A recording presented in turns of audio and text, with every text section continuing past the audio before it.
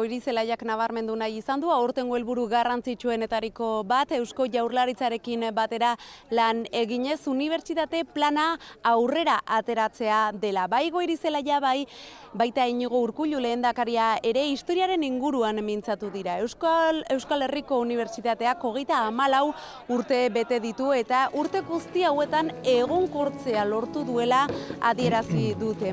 300.000 profesional baino gehiago titulatu dituzte eta ildo beretik jarraitu behar dutela esan dute biek.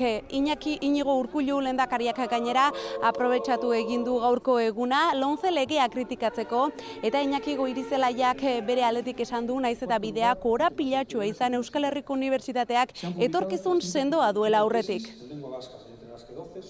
Ikasturte berri honen atarian hodeiak nagusi dira, baina araubidez egindako itsaso sakar honetan UPV-HUk badaki igeri egiten.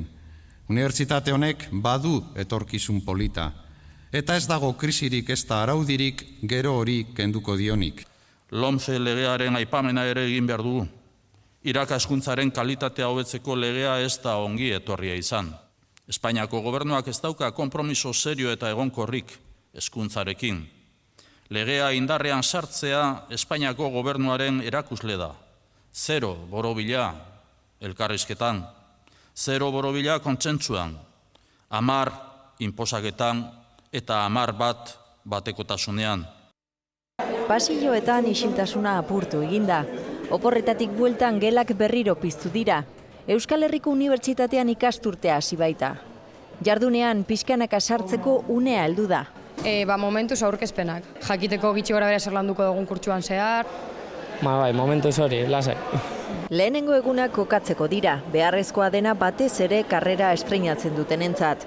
Aurten 8.440 ikasle berri daude, eskola utzi eta unibertsitatera salto egin dutenek aldaketa handia bizi dute. Galduta bai, apur bat, jendea da supernagusia eta gu gara lehenengo urtekoak. Urduri, gauzak berriak direlako eta aldaketa handia delako. Bai, galduta. Beraientzat hasi da ikasturtea eta baita 4.000 irakasleentzat ere. Konpartitu zeintzuk diren nire espektatibak, nire irakasgaia antolatzeko era eta ikusia behar ze espero duten nahi bai irakasleengandik. Unibertsitateak eskainitako 87 graduetan matrikulatu dira ikasleak eta azken 2 matrikula epeak oraindik betetzeko dauden honetan, ia plaza guztiak daude beteta, 2% baino ez daude libre. Motorrak berotzen hasi dira jada ikasturte berrirantz abiatzeko.